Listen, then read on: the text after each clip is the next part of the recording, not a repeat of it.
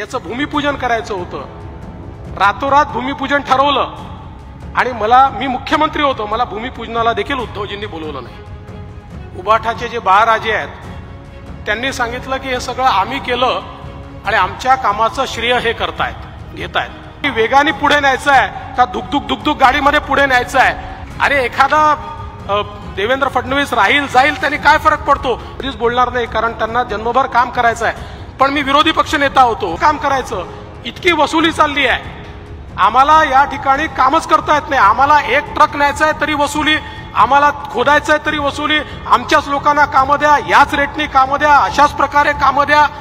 अशा प्रकारचा आता कोण त्यावेळी इकडे आमदार होते वगैरे मी ते काही बोलणार नाही की कधीतरी सत्य सांगितलं नाही तर लोकांना खोटं बोललेलंच खरं वाटतं आणि म्हणून आज सत्य या ठिकाणी सांगितलंय। आणि आता आमच्या मुख्यमंत्र्यांच्या सत्ता बदल झाला आणि एकनाथ शिंदेजी मुख्यमंत्री झाले, नाहीतर अजून 2-4-5 वर्ष हा रस्ता पूर्ण झाला नसता।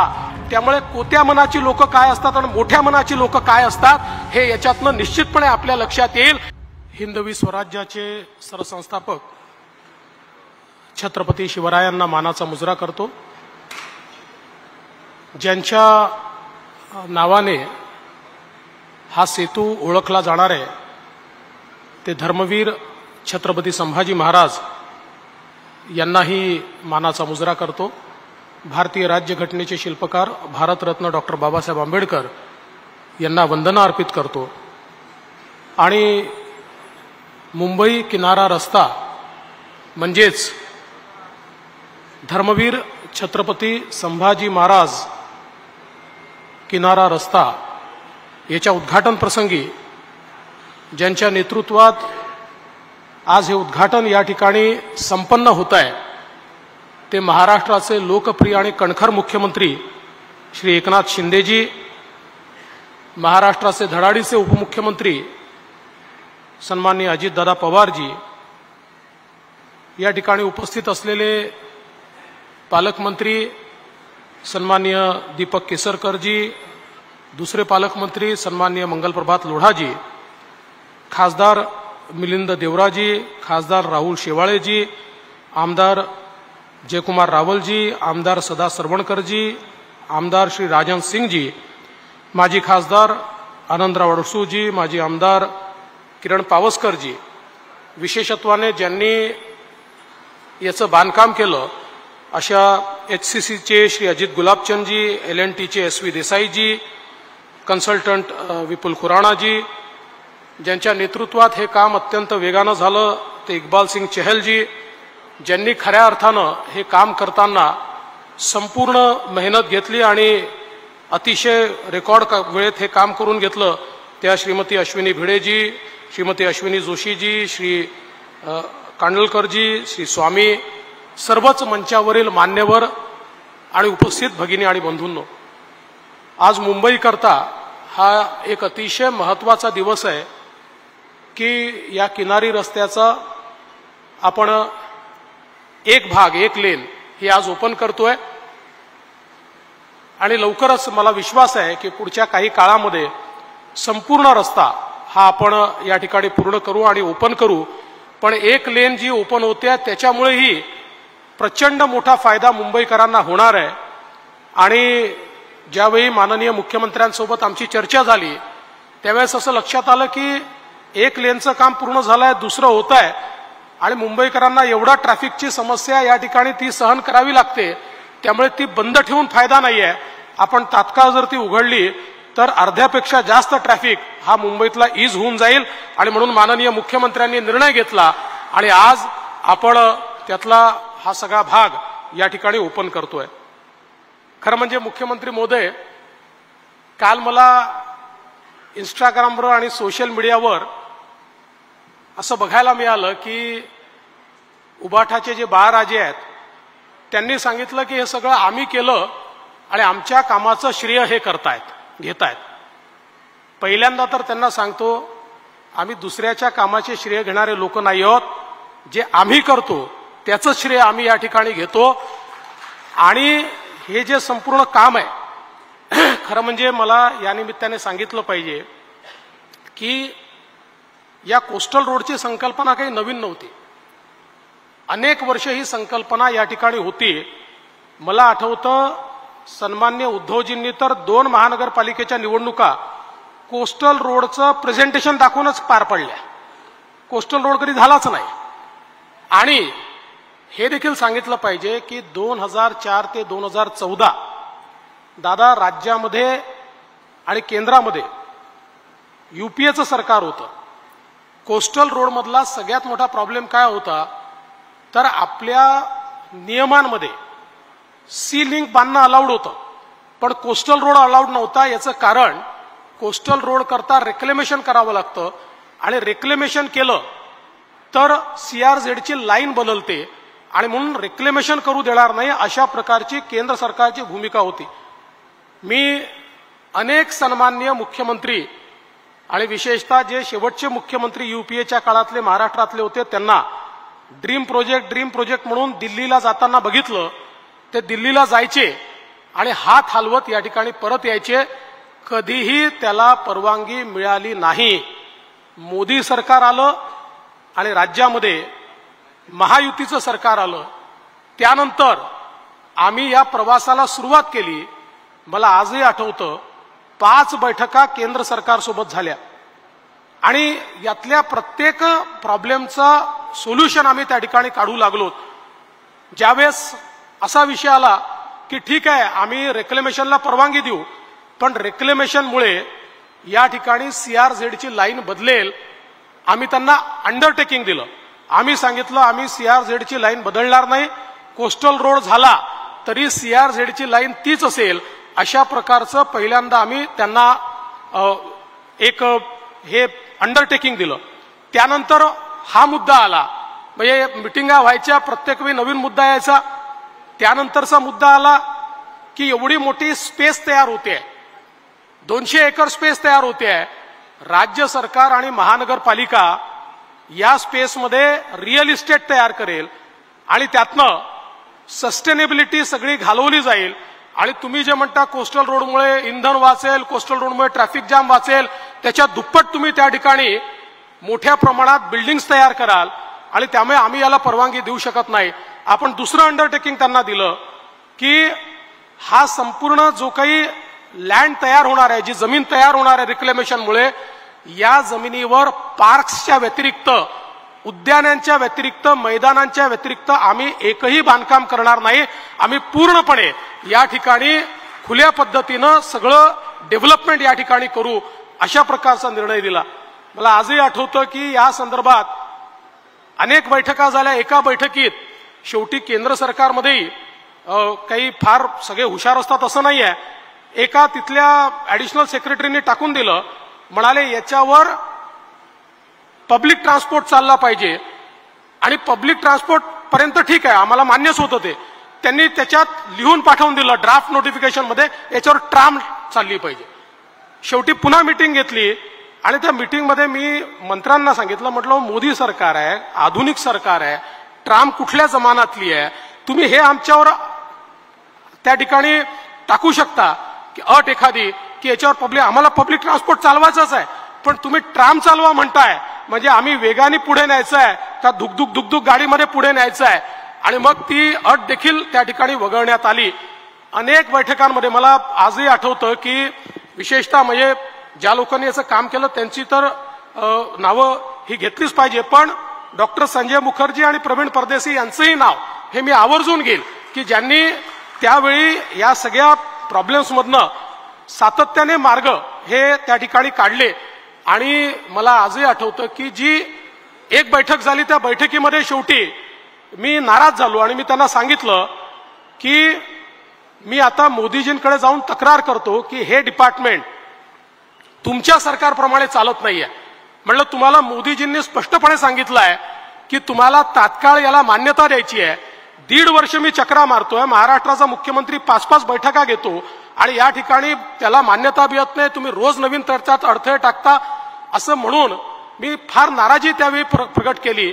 पण मला एका गोष्टीचा उल्लेख या ठिकाणी केला पाहिजे. अनिल माधव दवे स्वर्गीय हे एन्व्हायरमेंट मिनिस्टर होते आणि मला माहिती नव्हतं ते आजारी होते. आम्ही शेवटची बैठक लावली. अनिल माधव दवे हे हॉस्पिटलमधनं त्या बैठकीकरता त्या ठिकाणी आले आणि त्या बैठकीमध्ये अनिल माधव दवेजींनी सांगितलं नथिंग डुईंग, आज याचा अंतिम निर्णय होईल, आज याला मान्यता द्यायची आहे. मला सांगितलं की मुख्यमंत्री तुम्ही पोचतपर्यंत आम्ही येत्या 2 दिवसामध्ये फायनल नोटिफिकेशन देतो. अनिल माधव दवेंनी फायनल नोटिफिकेशन काढलं आणि त्यानंतर 15 ते 20 दिवसात ते आपल्यामध्ये नाही राहिले, त्यांचं निधन झालं. त्यामुळे त्यांची देखील आठवण या निमित्ताने करणं अत्यंत गरजेचं आहे, कारण याला जी अंतिम मान्यता आहे ती त्यांच्यामुळे या ठिकाणी मिळाली. आणि त्याच्यानंतरही याच्या मागचं शुक्ल काष्ट संपलं नाही. काम सुरू केल्यानंतर हायकोर्टात पिटिशन झाली, आम्ही हायकोर्टात जिंकलो, सुप्रीम कोर्टात पिटिशन झाली, आम्ही सुप्रीम कोर्टात जिंकलो, सगळीकडे आम्ही जिंकलो आणि हे काम सुरू झालं. आणि आता जे लोक या ठिकाणी क्लेम करतायत आमच्या काळात झालं, आमच्या काळात झालं, खरं म्हणजे एका गोष्टीचं खरंच मी या ठिकाणी अभिनंदन करेन की आमच्या अश्विनी भिडे असतील, यांनी खूप चांगल्या प्रकारे याचा पाठपुरावा करून आणि यातल्या इतक्या अडचणी दूर केल्या आणि याला खऱ्या अर्थानं त्यांनी एक नेतृत्व दिलं. पण सगळ्यात महत्वाचं काय आहे तर मला आजही आठवतं, आता इथे LNTचे देसाई साहेब पण बसले आहेत आणि अजित गुलाबचंदजी बसले आहेत. हे कधीच बोलणार नाही कारण त्यांना जन्मभर काम करायचं आहे. पण मी विरोधी पक्ष नेता होतो, माझ्याकडे यांचे लोक, म्हणजे यांचे कोणाचे मी सांगत नाही ना, तर ते बिचारे अडचणीत यायचे, हे सातत्याने यायचे आणि मुख्यमंत्री महोदय सांगायचे की कसं काम करायचं, इतकी वसुली चालली आहे, आम्हाला या ठिकाणी कामच करता येत नाही, आम्हाला एक ट्रक न्यायचा आहे तरी वसुली, आम्हाला खोदायचं आहे तरी वसुली, आमच्याच लोकांना कामं द्या, याच रेटनी कामं द्या, अशाच प्रकारे कामं द्या.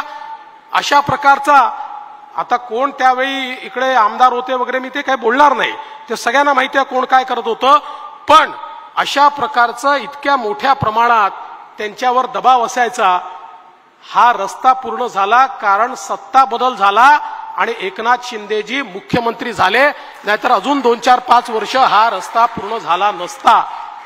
शिंदे साहेब मुख्यमंत्री झाले आणि त्यांनी या ठिकाणी सूत्र हातामध्ये घेतले आणि स्वतः लक्ष घालून यातल्या अडचणी दूर केल्या, याच्यामध्ये जे ब्लॅकमेलिंग करत होते त्यांना दूर केलं आणि विशेषतः शेवटचा जो स्पॅन आहे त्या स्पॅनमध्ये आपल्या कोळी समाजाची सातत्याने मागणी होती की हा स्पॅन वाढला पाहिजे. त्या संदर्भात बैठका घेऊन म्हणजे हे देखील सांगितलं पाहिजे की ते लोक उद्धवजींकडे पण गेले होते, पण उद्धवजींनी त्यांना एंटरटेनही केलं नाही. पण ज्यावेळेस ते मुख्यमंत्र्यांकडे आले, मुख्यमंत्री मोदयांनी आम्हाला बोलवलं, बैठक घेतली आणि हा स्पॅन वाढवण्याचा निर्णय आणि आपल्या कोळी समाजाला त्या ठिकाणी न्याय देण्याचा निर्णय घेतला. सातत्याने याचं मॉनिटरिंग करून हा वेळेत रस्ता झाला पाहिजे. म्हणजे याला नवीन सरकार आल्यानंतर आलेली जी गती आहे ही गती जर आपण बघितली, आणि चहल साहेब तुमचं देखील मी मनापासून अभिनंदन करतो, कारण तुम्ही याच्यामध्ये ज्या प्रकारे गो गेटरची भूमिका केली आणि अत्यंत वेगाने हे काम या ठिकाणी करण्याकरता मदत केली, तुमचं खरोखर मनापासून अभिनंदन आहे.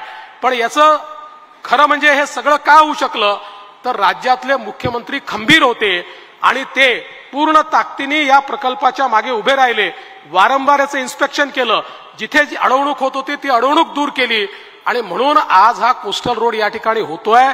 आणि म्हणून जे लोक नुसते ट्विटर आणि इंस्टाग्रामवर आणि फेसबुक लाईव्हवर या ठिकाणी श्रेय घेतात, आणि एक गोष्ट अजून सांगितली पाहिजे, म्हणजे त्यांच्यातला आणि आमच्यातला फरक काय हा लोकांना कळला पाहिजे.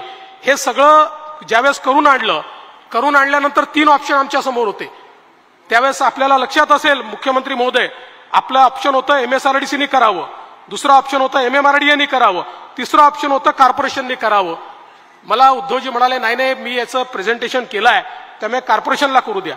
मी तेव्हा मुख्यमंत्री महोदयांना सांगितलं, ते माझे मंत्री होते, म्हटलं जाऊ द्या MMRDA, आपण पुढची लिंक जी आहे जी बांद्रा टू वर्सोवा ती आपण करू आणि हे आपण महानगरपालिकेला त्या ठिकाणी करू देऊ. पण मला अत्यंत आश्चर्य वाटतं मिलिंदजी की हे सगळं करून मी आणलं आणि ज्या वेळेस याचं भूमिपूजन करायचं होतं रातोरात भूमिपूजन ठरवलं आणि मी मुख्यमंत्री होतो, मला भूमिपूजनाला देखील उद्धवजींनी बोलवलं नाही. पण आम्ही त्याच्यामुळे श्रेयाकरता आम्ही कधी लढलोच नाही. म्हणजे चालू असलेली अंडरग्राऊंड मेट्रो रोखणारे ते, आणि त्यांनी मला मी मुख्यमंत्री होतो, मी कमिशनरला सांगू शकलो असतो भूमिपूजन होणार नाही, मी कमिशनरला सांगू शकलो असतो आजपासून हा प्रकल्प तुमच्याकडनं काढून टाकला, हा मी MMRD ला देतो किंवा मी आपल्या MSRDC ला देतो. मी कधी हे केलं नाही, कारण आम्हाला मुंबईचा विकास हवा आहे. आमच्यापेक्षा मुंबई मोठी, आमच्या श्रेयापेक्षा मुंबई मोठी आहे. अरे एखादा देवेंद्र फडणवीस राहील जाईल त्यांनी काय फरक पडतो, पण मुंबईचं जे इन्फ्रास्ट्रक्चर आपण तयार करू शकलो आहे त्यामुळे मुंबईकर जन्मभर आपलं नाव घेणार आहेत. मुंबईकरांच्या जीवनामध्ये एक मोठं परिवर्तन आपण या ठिकाणी करतोय. त्यामुळे कोत्या मनाची लोक काय असतात आणि मोठ्या मनाची लोक काय असतात हे याच्यातनं निश्चितपणे आपल्या लक्षात येईल. आणि म्हणून मी सगळे कधी बोललो नसतो, पण काल ज्यावेळेस मी बघितलं की ज्या लोकांनी केवळ याच्यामध्ये स्फोट टाकण्याचं काम केलं ते श्रेय घेण्याचा प्रयत्न करतात, त्यावेळेस माझ्या लक्षात आलं की कधीतरी सत्य सांगितलं नाही तर लोकांना खोटं बोललेलंच खरं वाटतं. आणि म्हणून आज सत्य या ठिकाणी सांगितलंय.